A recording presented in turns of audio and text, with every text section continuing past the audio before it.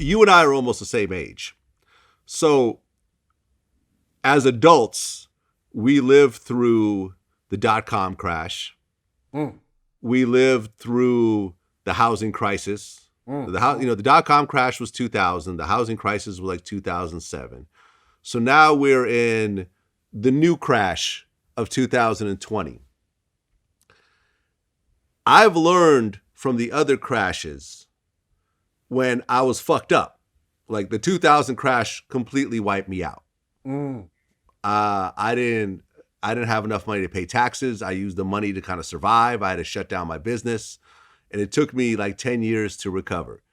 And then when the 2007 crash happened, I was just starting Vlad TV and the money wasn't coming in. And I was fucked up again. And I'm like, okay, the next time this happens, I'm going to be prepared. I'm not going to buy a bunch of expensive real estate. I'm not going to buy a bunch of expensive cars. I'm going to invest in things like stocks, which I could quickly pull out of if I need to. I'm going to put money aside. I'm not going to buy a bunch of Ferraris and Rolls Royces, even though I could. I'm going to prepare for the worst case. And for the first time during a crash, I'm actually okay. Yes. I'm going to guess that you're probably in a similar space right now. Yeah, I'm glad you brought that up with that perspective. I am. 2000 didn't affect me. I'm in the NFL. I'm still on my first contract, going to my second, which was a big contract. So business was booming, basically, even though I know things were crumbling around me. In terms of how it had an impact on me, it didn't. 2008, it did. 2008, I retired in 2007. And when you retire in the NFL, you're like, all right, you're looking at your nest egg and you're like, ooh, to retire on your own terms. You're like, ooh, that's pretty. Oh, that girl got commas. She gonna be here for a minute. We good. We family. And then 2008 hit. I probably lost 60, 70% of my worth, millions and millions and millions. Like you're looking at a bank statement and you're like, oh, that's cool. Unrealized income because I ain't cashing it in or whatever. It's in the market. And then literally the next statement, you're like, hey, bruh, stop playing with me. And then the next one, oh, you not playing with me. It keeps getting worse. And the worst part about it was I calculated when I was going to retire. And now I played 10 years. I lost 70% of my earnings. It seemed like in a couple of months. I'm like, you just took 7 years away from me. It felt like of my 10-year career. And I was sitting there like, okay, I ain't mad. Some of this will recover. I remember I had this big old, like, I don't like saying mansion. I don't know what is a mansion? Like a big ass house? Like, but it was a mansion. It was big as hell. And it went from being worth $8 million to $1 million. And then they were like, we want you to continue to pay on it. I was like, I will if you adjust what it's worth because it ain't worth 8 and I'm paying $30,000 a month. Can you bring that thing on down? They're like, nah. And then because I had money, here's the real trick. Like if you get hurt, you were like, yo, heal my pain. They were like, no, you still got a lot of money. So you stuck. And I was like, I had to pay them to take the house away from me that they wouldn't lower the value that they knew was less than what I was paying.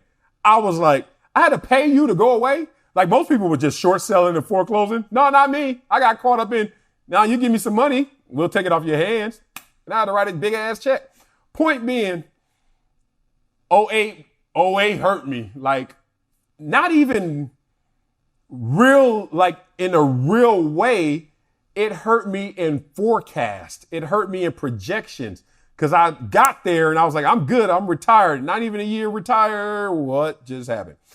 Now this one, man, I'm calm as hell. In part because I've been through it. Like we were talking in the beginning of the interview. Once you've been through adversity, man, it strengthens you if you overcome it. And I overcame those situations. And I'm in a situation now, thankfully, that I have a job. I'm doing my job at home right here in this location right now every day. and things are okay. But I'm also sympathetic to those who are not in the same situation, because trust me, there was a time where I wasn't in this situation. I was in your shoes and I felt that pinch. Yeah. I mean, I prepared for this. Like year after year, the sting of going broke and not being able to afford to pay taxes and going through all that stress. And, you know, like I remember in 2002, I was homeless. I was sleeping on couches. A phone bill, I went over my minutes of my phone bill and it fucked up my whole week because it was like way more than I expected to pay. It was fucked up. And this time around, I said, okay, I'm not going to overextend myself. I'm not going to assume that the money that's coming in is going to continue to come in. And I lived way below my means. And now I'm actually in a situation where, okay, not only am I okay, but everyone around me is okay. Luckily, our business is intact, but even if it wasn't, we would be able to weather the storm. And I think it's very important. And, you know, a lot of people, like you and I are similar ages. A lot of people like to say, you know, you're old as hell. They like to make fun of people when they get older. But the older I get, I realize how much being old is a gift that not everyone gets to have. Kobe did not get to live as long as you and I. Pop Smoke didn't get to live as long as you and me. Tupac, as much as he did in a short period of time, he never got to experience like having a family and having stability and looking at all the work you've done without being on the roller coaster that he was on all the time. Like, it really is a gift that not everybody gets to have. And it brings the wisdom and it brings the mistakes. And you and I have made similar mistakes. I've gone broke. Well, you haven't gone broke, but I've gone broke. I was broke. You was broke. Yeah. You were broke growing up. I got to be broke, you know, in my 30s.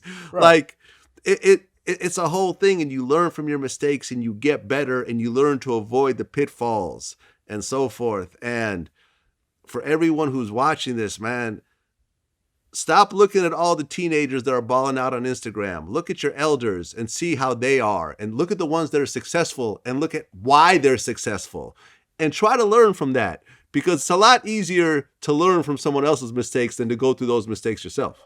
Yeah, man. That's that old cliche. I think it was Bob Marley, somebody they said, a wise man learns from others' mistake, a fool learns from his own. Like, you know, like, if you got to keep going through it, you a fool. Like, you got to learn from somebody else's. Like, and I'm glad you said it in terms of, like, I look at life and me being 45 right now as just a certificate of perseverance. And I got to keep putting that on the wall every year. Like, yes, I'm still here because I am going to grow from that. And when your life is cut short, or worse, you're alive, but you got a mentality that is looking too low in terms of ambition or at the wrong things, I feel for those people, because I look at life like a game, 4 quarters. The first quarter of your life, whatever you want to say, 0 to 18, you are dependent. You are learning, getting programmed. Mama and daddy, if you're lucky, are both programming you, family, everybody programming what you're going to become.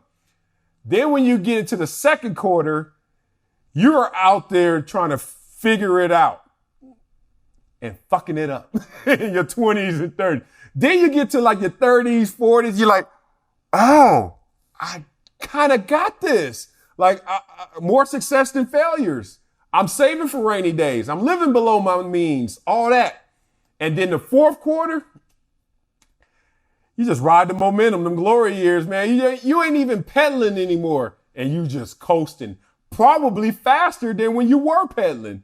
And that's the game plan for everybody. But unfortunately, I'm so glad, man, I grew up where I grew up. I'm so glad I saw what I saw, because I was able to vicariously live through that and see that for what it was, and then be like, hell no.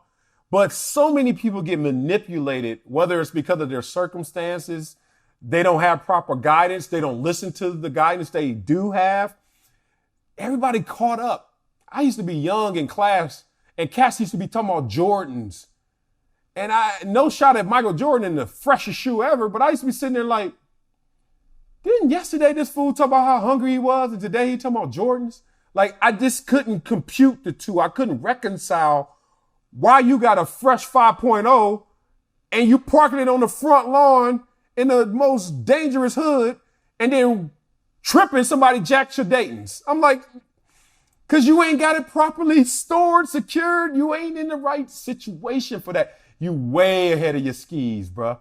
And I can't count how many people I saw die because of dumb shit like that. But more importantly, how many people are living dead because they still be caught up on this stuff.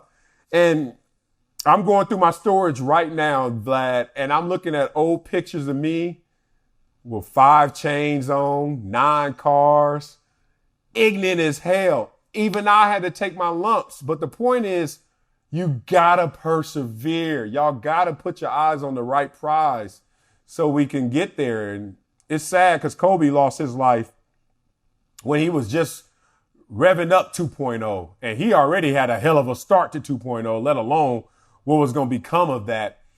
And to know that it's gone, woo, that shit hurt. I mean, everybody got hit. Whether you were a father, you were a son, you were an athlete, you were a fan.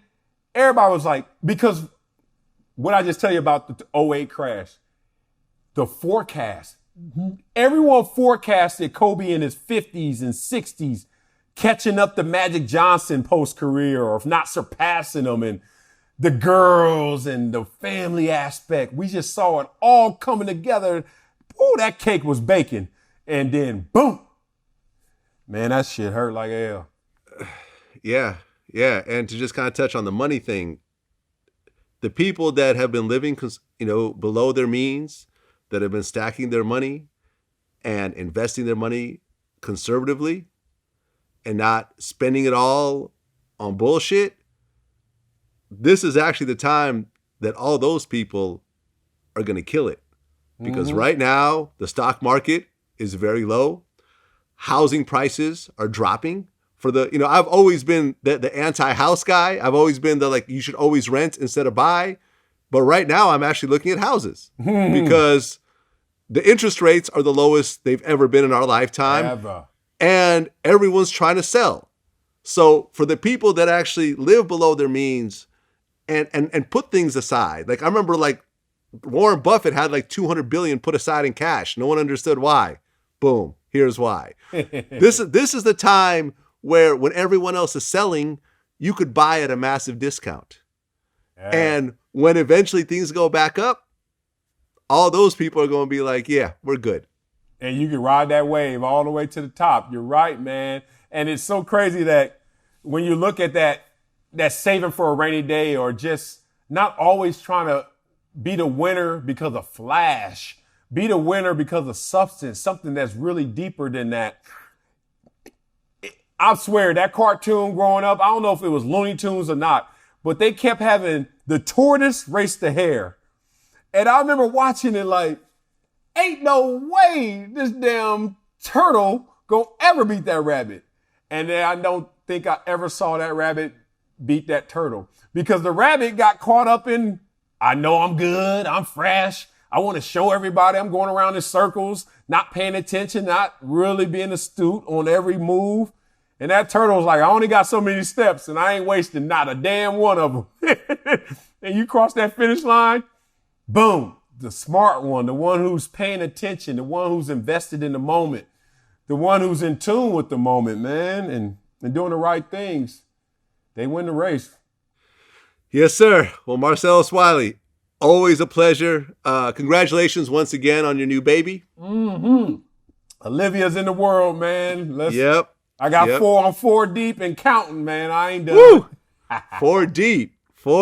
Congratulations, man. And all the best to you. Much love, Vlad. Do it again, yes, brother, sir. soon.